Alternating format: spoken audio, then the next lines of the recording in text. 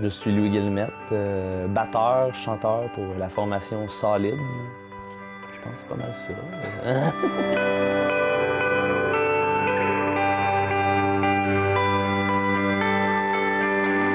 Le goût de chanter, je pense que ça a toujours été en dedans de moi, mais si jamais, tu sais, je veux dire, j'ai jamais voulu être un chanteur, tu sais, en particulier. Mais sinon, non, ça date d'un jeune âge. Sinon, vraiment, tu sais, de jouer de la guitare, puis de vraiment faire de la musique. On va dire dans les alentours de... J'ai tout le temps de la misère à le dire, mais je pense que c'est 13, 14 ans. Je me rappelle plus c'est quand que mes parents m'ont acheté ma première guitare, mais ça fait quand même un bout. Je pense que c'est après Marguerite Bourgeois. Fait que je devrais avoir, c'est ça, facilement 14, avec la guitare électrique. Je pense que c'est plus, pas l'esprit de ouais, l'esprit de communauté, ça vient avec la scène puis tout. Mais tu sais, je veux dire, j'étais allé souvent voir des spectacles avec mes parents. Au début, je suis né à Ville-la-Salle, j'habitais à Ville-la-Salle longtemps. On allait voir des spectacles sur le bord de l'eau à Saint-Jean, des vilains pingouins, des affaires de même. J'allais souvent voir, mes parents m'ont souvent amené voir Phil Collins. C'est quand même une grosse influence pour moi, Phil Collins, Genesis, Supertramp. Fait que quand, dans le fond, j'ai eu 14, 15, j'ai commencé à aller voir des spectacles par moi-même, dans le fond, à Montréal, encore là à l'entrepôt. Moi, je pense que mon premier spectacle seul, si je me trompe pas, ça doit être les Marmottes aplaties au sous-sol de l'église Saint-Jean-Baptiste avec... Je m'en rappelle plus. Mais en tout cas, je sais que c'est soit ça ou bien les Planet Smashers avec le vieux line-up des St. Catharines. Puis ça, je suis comme sorti de là et j'ai fait genre wow. C'est bien cool, là, genre stage dive, le pit, tout le monde qui était là, ça m'avait vraiment fasciné. Puis à partir de ce moment-là, ben, je voulais aller à toutes les shows, je voulais me starter un vrai band avec, de là, après ça, j'ai commencé avec Highlighter, avec les boys aussi de Lockout. Mais les études post-secondaires, je pensais pas d'en faire. Je me suis ramassé en cinéma au cégep André-Laurando pour pas faire grand-chose, dans le fond. Je me rappelle pas, le cours que je suis allé le plus souvent, ça devait être philosophie. Puis j'ai skippé le dernier cours, ça fait que j'ai coulé. J'ai pas mal tout coulé mes cours, sauf gym. Ça m'étonnerait même pas que j'aille couler lui aussi. Virgule, j'ai passé un an, dans le fond, j'ai passé 2 sessions cégep. Puis j'ai pas fait grand-chose en cinéma, je suis pas sorti de là. Dans le fond, j'aime beaucoup le cinéma, mais je suis pas un féru comme tous mes autres amis qu'eux autres sont allés faire des études universitaires en cinéma un peu plus. Mais en même temps, c'est l'année justement que j'ai rien fait au cégep m'a permis de un peu plus, je veux dire, peut-être pas expérimenter, mais chercher des nouvelles... Dans le fond, j'ai toujours été à l'école, puis là, je me ramassais au cégep. J'avais pas de job, puis j'étais laissé à moi-même. Fait que c'était quand même cool, ça. Je me promenais un peu plus, puis ça donnait justement la chance d'expérimenter, trouver des nouveaux bands, se promener un peu plus, puis de voir des nouvelles allées un peu.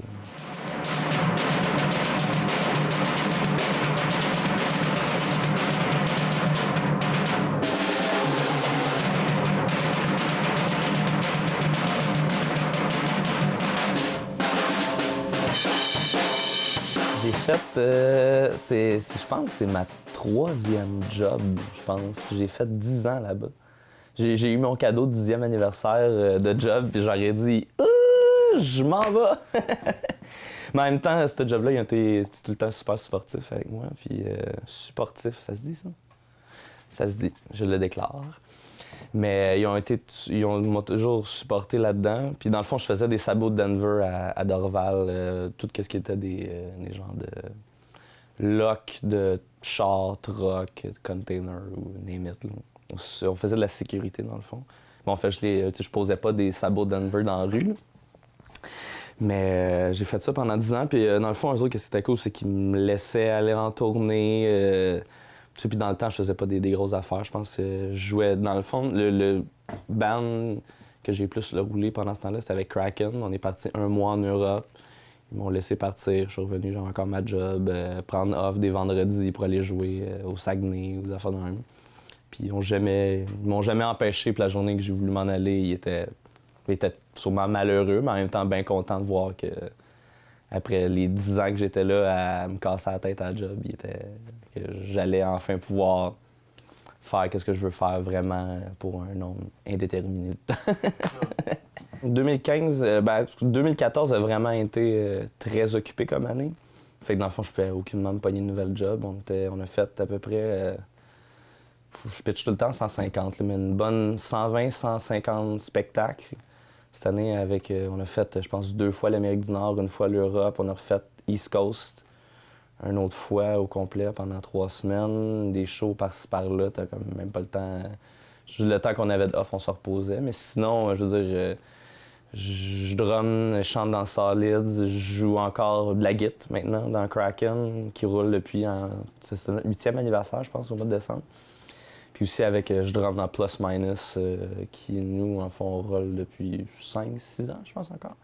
Non, c'est ça, fait que je suis encore un peu partout, mais je veux dire, là, 5 ans, je jouais dans 5 bands en même temps, puis je travaillais aussi 40 heures semaine jusqu'à temps qu'à un moment donné, mon corps fasse capote. Fait qu'il a fallu que je trouve mes priorités un peu plus là-dedans. Puis tu sais, dans le fond, c'est comme, on va dire, un 70% solids.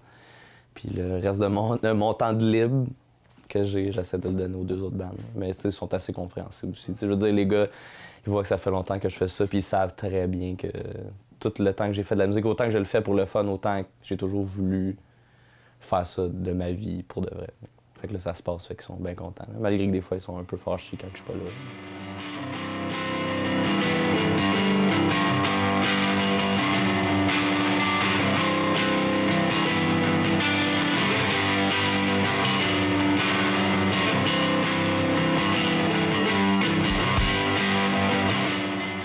On a quand même une petite équipe qui nous entoure aussi, ça l'aide beaucoup. Notre gérant, agent de spectacle au Québec, Michel Bardier de Heavy Trip, nous a vraiment beaucoup aidé. Tu sais, je veux dire, c'était notre 5e anniversaire de Generic Dogs en 2014, fait que ça va faire presque 6 ans qu'on roule. Fait que les premières années, tu sais, on est allé avec tous les contacts que moi et Xavier, on a buildé up over les années avec tous nos groupes. On s'est promené un peu de nos bars, tout ça, mais une fois que Michel est arrivé, là, ça a pris... c'est là, dans le fond, il travaillait chez Dare avant, chez Dare to Care Records. Commençait à nous booker un peu plus, commençait à builder up des contacts aux États-Unis, en Europe. À partir de là, on a commencé à sortir un peu plus du Québec puis de l'Ontario. Puis je veux dire aussi, le style aide un peu plus. Je veux dire, avec Kraken, c'est quand même, on va dire, un genre de post-metal crust doom. On va y aller avec toutes les descriptions. Mais puis aussi avec Plus Minus, qui est plus un band hardcore. Tout dans le fond, nous autres, on fait juste ça pour le fun. La fin de semaine, Québec, Montréal, Toronto. Mais avec Solid, c'est un peu plus alternatif, easy listening que tout le reste de mes groupes. L'affaire avec Solid, c'est qu'on est comme... on est dans un registre quand même assez pop, c'est quand même assez catchy. Mais aussi, c'est quand même assez heavy, genre. Ça paraît, tu sais, en record, on essaie de se rapprocher le plus possible du heaviness qu'on reproduit live. Mais ça fait qu'on s'est ramassé à jouer avec des bands acoustiques jusqu'à des bands, on va dire, screamo. Peut-être pas, on n'a jamais joué avec des bands metal, je pense pas, à date, là. Mais on joue avec les 2 extrêmes, là. Fait que, tu sais, souvent... je trouve que c'est ça qui fait que c'est cool aussi, c'est que, tu sais, dans la scène locale, un peu plus comme underground, on fit avec un peu tout le monde, mais des fois, en même temps, ça peut être comme weird parce que le monde ne savent pas comme où nous c'était. Parce que, tu sais, là, je regarde, dans le fond, notre Homecoming Show en arrière, puis tu vois, genre, Hashtag, qui est comme un nouveau band de Montréal, un peu crossover, metal, hardcore. T'as No Bones, qui malheureusement, qui n'existe plus, mais qui c'est un band un peu plus shoegazy, punk rock. Tandis que t'as Barasso le lendemain, qui est un band un peu plus rock, un peu plus garage. T'as Corridor qui est une genre de pop rock aérienne avec Ken Lo qui est dans le fond un des boys d'Ala Claire qui lui faisait un DJ set hip-hop funky. T'sais, on aime ça, ça nous permet justement de pas se faire pinpoint dans un style parce que sinon, comme le monde nous demande c'est quoi votre style, puis à chaque fois on est comme... On joue du rock, là, mais souvent quand tu dis du rock, on dirait que le monde va dire genre AC/DC, Led Zeppelin... Je sais pas, moi j'aime bien le rock alternatif des années 90. Puis je veux dire, c'est là-dedans qu'on a été élevé. Je veux dire, quand j'écoutais la radio, quand j'étais kid en 94, 95, on écoutait C'est quoi? Puis je veux dire, Smashing Pumpkins jouait à la radio. Weezer jouait à la radio. Tous des groupes que, sans penser que ça influence ton son, ton playing, la manière que tu fais. Fait que quand on a starté Solids, on voulait juste faire de quoi de aussi heavy, mais de quand même très pop, parce qu'à la base, on est quand même des dudes qui écoutent beaucoup plus, moi, j'écoute beaucoup de pop musique. Puis on voulait juste... Dans le fond, on s'est juste assis, on a commencé à jouer, puis c'est ça que ça a donné, puis l'histoire fait que je suis présentement en train de vous parler.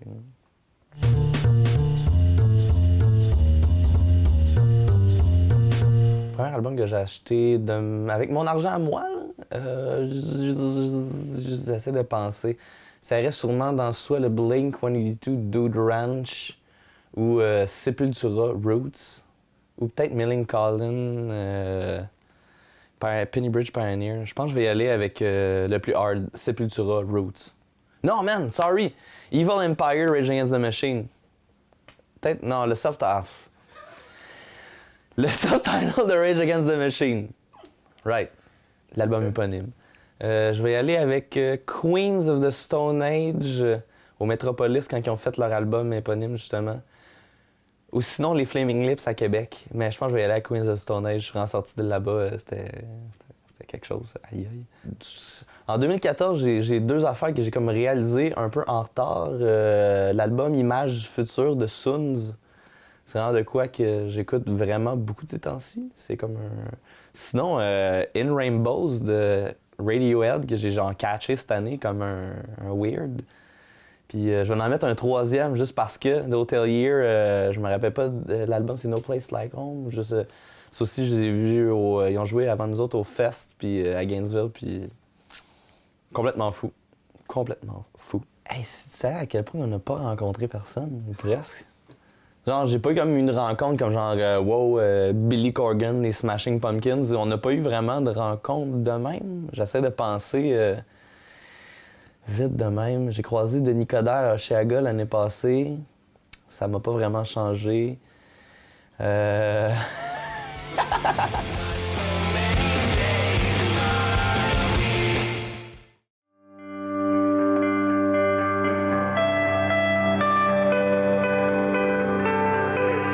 J'ai toujours été vraiment plus attiré vers le live que la composition. Je pense que la composition, c'est venu un peu plus tard dans... Tous les premiers groupes que je faisais, on a souvent fait des reprises. Le premier groupe qu'on a fait, que j'ai fait un peu des compos, mais que je suis arrivé puis les compos étaient déjà faits, c'est avec Lockout 27. Puis après ça, on a commencé, j'ai joué dans ce fond dans un groupe hardcore qui s'appelait Get By. Mais j'ai jamais comme été, je suis comme tout le temps arrivé comme après que tout était fait, on va dire.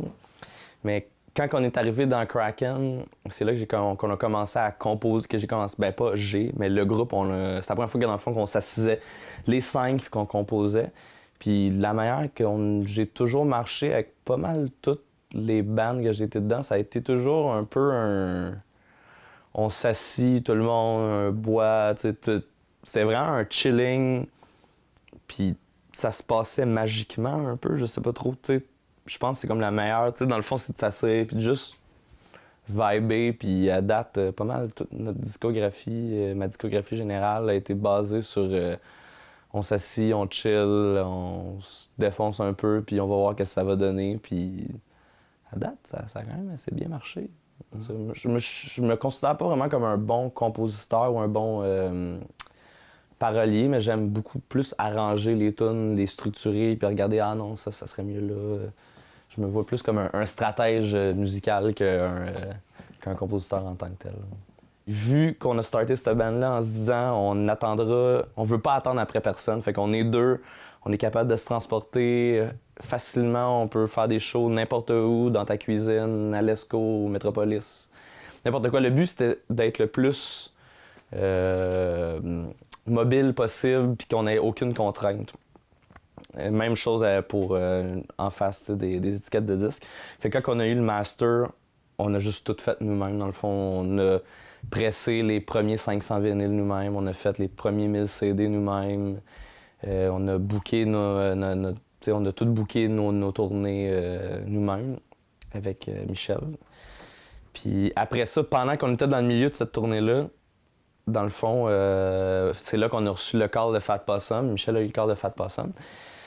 Puis là, il nous dit, ouais, Fat Possum sont intéressés par Blame Confusion. Fait qu'on était comme, ah. Puis c'était drôle parce qu'on s'est dit qu'on allait sortir l'album, puis qu'après ça, on allait chercher pour une étiquette de disque, justement, parce qu'on n'avait pas le goût d'attendre de donner le disque. OK, ouais, on est intéressés, on pourrait sortir dans 4 mois, puis là, on n'aime pas bien ça attendre, nous autres. Fait que là, en fin de compte, Fat Possum sont intéressés. Fait que là, on est comme OK. Fait que là, en fin de compte, on dit, ben, c'est quand même cool. Fat Possum, c'est drôle parce que c'est un label qu'on n'avait pas pensé quand on se disait qu'on allait checker pour un autre label. Fait que là, on dit, bon, ben, s'ils sont intéressés, ils doivent être enthousiastes à ce niveau-là. Fait qu'on a signé avec eux. On a redonné le deal international. Après ça, on s'est reviré de bord. Puis on voulait garder un peu... On voulait garder une étiquette canadienne au Canada, justement, pour... je sais pas trop. On voulait garder un pied au Canada un peu. Fait qu'on a signé avec Dine Alone. Puis après ça, ça a juste explosé tous les bars. On s'est ramassé avec un agent de spectacle aux États-Unis, un agent de spectacle au Canada, un agent de spectacle en Europe, une agence de publishing, de publication, d'édition, aux États-Unis qui s'occupe de nos droits d'auteur pour les distribuer dans des films, whatever. Fait que là, à partir de là, ça a tout explosé. C'est à partir de là, dans le fond, que... Là, ce qui est drôle, c'est que pendant que ça s'est arrivé, il a fallu qu'on retire toute trace de Blame Confusion d'Internet. Fait que ça a comme porté un peu à la confusion tout le monde. C'était quand même un peu... On recevait des emails, ils sont comme « Pourquoi vous avez enlevé votre record de Bandcamp? » Je l'écoutais à la job, là, on était là « Ouais, mais sorry, mais on peut pas te dire pourquoi. » Fait que là, 2 semaines plus tard, l'annonce s'est faite. Puis là, l'album a été réédité en vinyle puis en CD par Fat Possum et Dine Alone Records au mois de février. Parce qu'on est parti en tournée toutes les restantes semaines de l'année ou presque, 2 tournées nord-américaines. Puis, c'était quoi déjà la question?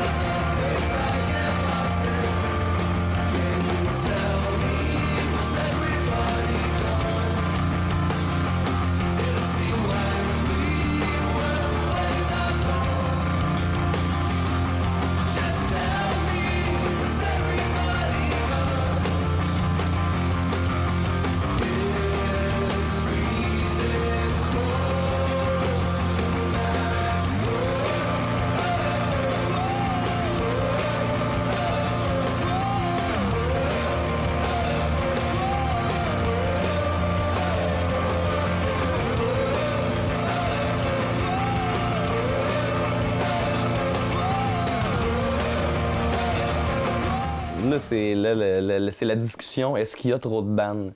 T'sais, qui que je suis, moi, pour dire qu'il y a trop de bandes? Je suis peut-être dans un band de trop. Je sais pas trop. Ça, c'est de quoi qui est quand même touché, mais c'est vrai qu'avec l'Internet, les réseaux sociaux, on est comme obligé de faire ça, ou on se sent obligé, mais on devrait pas. Puis je pense que le monde, ils ont comme arrêté de chercher aussi. C'est peut-être ça aussi. Je veux dire, dans le temps, là, si tu voulais voir un show, fallait que le monde de la scène le savait tout de suite, là, mais sinon, il fallait que tu cherches un peu, là, voir où ce que les bands s'en allaient. Après ça, tu as MySpace qui est arrivé, ça te connectait direct, dans le fond. Puis là, avec Facebook, on dirait que le monde, ils font juste liker puis attendre que, dans le fond, que l'info arrive. Là, avec Facebook, ils ont décidé de charger pour les bands, les industries. Dans le fond, il faut que tu payes pour que ton post reach tous tes fans. Fait que, je veux dire, là, je me demande à quoi ça sert. Puis, je veux dire, faire un post sur Twitter pour dire « Salut, un nouveau vidéoclip », je sais pas. Moi, venant de le avant-après, là, je veux dire, moi j'ai vu comment ça se passait avant, même qu'on est comme sur le verge. Moi, quand tu parles à des bands, qu'eux autres ils faisaient des tournées avec des maps et tout ça, moi je suis comme. Je trouve ça fou, mais non, ça. Je sais pas trop. Il y a un trop de tout, là. On dirait qu'à force de. On dirait que le monde oublie de juste, dans le fond, lâche ton téléphone puis fais de la musique ou bien écoute de la musique, là. Le nombre de personnes là, que tu vas voir dans les shows là, qui se tiennent avec leur téléphone dans les heures de même, qui postent. C'est trop fou le show. Là. Je sais pas trop. Ça me gosse un peu. Là. Ça me gosse vraiment beaucoup. Même. Tu vas avoir des critiques négatives très constructives aussi. Il y a du monde aussi ils font juste négatives pour te détruire, mais je pense pas qu'il y en a. Il y en a une, il y avait une bonne critique négative du Maximum Rock'n'Roll qui avait vraiment détruit Generic Dogs. Là. Ça, c'était fou, ça nous avait fait bien rire. Mais en même temps, souvent, ça va être du monde qui catch pas un peu l'environnement que t'es dedans ou que c'est comme pas une personne qui aurait dû reviewer ton album, mais en même temps, tu veux pas non plus que le gars qui critique ton album, qui donne tout le temps des 5 étoiles à tout le monde, fait que je peux catcher.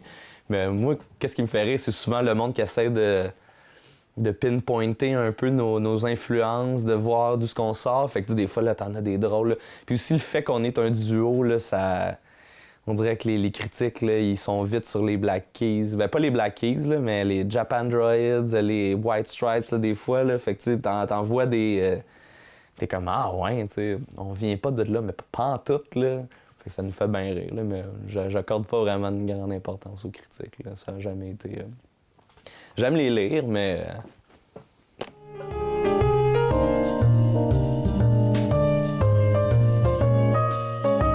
Bon, ben ça a l'air qu'il faut que je vous parle de quelque chose qui me fait un peu capoter dans la vie, le jardinage. Le jardinage intérieur, extérieur, les plantes. Je sais pas trop où j'ai pogné ça. Je pense que j'ai pogné ça un peu de ma mère, I guess, qui jardine tout le tour de la maison. Mon père qui faisait un jardin dans le temps quand j'habitais à Ville-la-Salle. Les plantes d'intérieur, ça c'est une bouture de plantes que ma mère m'a donnée quand je suis arrivé ici. J'aime quand même ça, faire des... J'aime ça. Mais aussi, j'aime beaucoup aussi dernièrement... Je tripe bien gros ces aloès. Ça, c'est avant, cette plante-là était vraiment pas grosse. C'est ma belle-mère, Lucie, Charlotte Lucie, qui m'a donné ça. Puis je l'ai transformé en une méga aloès. Quand même intéressant comme résultat. Sinon, je travaille, ça me permet aussi de beaucoup relaxer. Fait que j'aime beaucoup ça, le jardinage. Ah!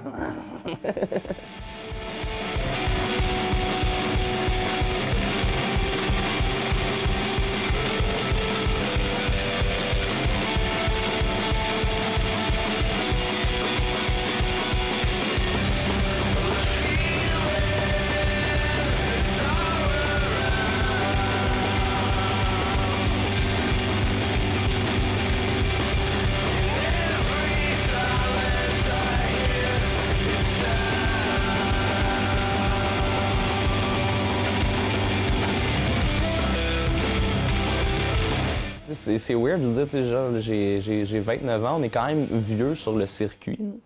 De bands, on va dire, émergents, parce que tu as des bands établis que les boys ont 32, 33, 34, 35. Là, mais sur les spectacles qu'on fait, on fait beaucoup, on essaie de vraiment faire des shows de sous-sol, des shows à l'age, un peu DIY. Puis on se rend compte qu'on est vraiment vieux, dans le fond. Là. Xavier a 30 ans, moi j'ai 29.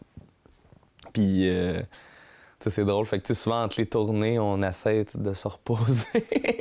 On est un peu plus vieux qu'on le pense, je pense, dans notre tête. Puis, mais sinon, entre les tournées, on essaie d'être le plus relax possible. C'est comme...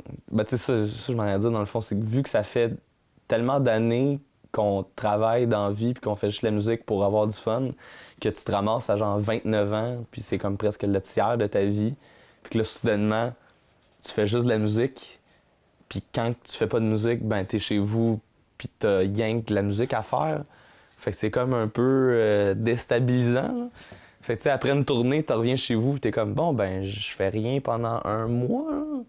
Fait que tu sais, de là, justement, que tu te revires de bord, je veux dire, on pratique. Ce qui est fou, c'est que maintenant on peut pratiquer 2-3 fois semaine pendant la journée. sais, si ça marche pas une journée, on fait bon, ben, on va revenir demain. Il y a comme pas le stress de OK, là, ben là, je travaille cette semaine, puis là, tu reviens après la job, et ah man, je suis fatigué, là, j'ai pas le goût, là, tu vas te jammer. Tu penses juste à que demain, il faut que tu te lèves à 8 pour aller travailler, puis c'est. Tu sais, des fois, en même temps, ça peut être cool parce que ça donne un. Ça fait que. Ça donne un genre de pression de te débarrasser juste de la musique, mais en même temps, c'est cool de revenir puis de dire que dans la vie, tu peux jouer de la musique n'importe quand, là, puis t'as rien que ça à faire, c'est ça qui est fou. Là. Je pensais, autant que je voulais que ça se passe, autant que je me disais que ça arriverait jamais. Là. Ben pas que ça arriverait jamais, mais que pas au niveau que je suis rendu présentement. Là. C'est toute étape supérieure à mon moment présent est juste pas une, une bénédiction. Là. Je suis juste, ça me flabbergaste à chaque fois que je monte d'un cran. Je trouve ça fou. Ben, après avoir fait toute la tournée qu'on a faite en 2014, on s'est rendu compte que nos agences de spectacle, étiquettes de disques ou whatsoever, vous voyez peut-être un peu plus gros que nous autres, on le voyait. Je pense qu'on a skippé une coupe de... Ils nous ont fait skipper une coupe d'étapes, je pense, aux États-Unis. Puis, je veux dire, c'est la première... Il y a beaucoup de villes que c'est la première fois. Puis, je veux dire, les États-Unis, c'est quand même un gros marché aussi, l'Europe. C'est d'y aller souvent, mais je pense qu'on s'est ramassé souvent dans des salles gigantesques. Là. Phoenix, une salle de genre 600 personnes, et il y a eu 3 personnes, je pense. Là. Ouais, non, c'est fou, là. Fait que là, on était comme, ouais, je pense que le monde, il catch pas, tu sais, qu'on on n'est pas gros, là. On est vraiment pas gros nulle part, là, à part à Montréal, qu'on est capable de jouer et d'attirer un genre de 200-300 personnes, quand ça fait 6 mois qu'on n'a pas joué. Fait qu'on a essayé d'un peu de retourner à nos sources, de retourner un peu au sous-sol, aux cuisines, aux petites salles all age de genre 75-100 personnes. Fait que je pense que on va retourner un peu aux sources. Là, je sais qu'il y a beaucoup d'artistes qui disent ça. Là. On retourne aux sources. Mais non, c'est vrai. Là, on retourne vers qu'est-ce qu'on aime. Là, on n'est pas... Ouais, c'est ça. Là. On aime mieux commencer au bas de l'échelle puis monter tranquillement que d'arriver au milieu de l'échelle puis de tomber en bas.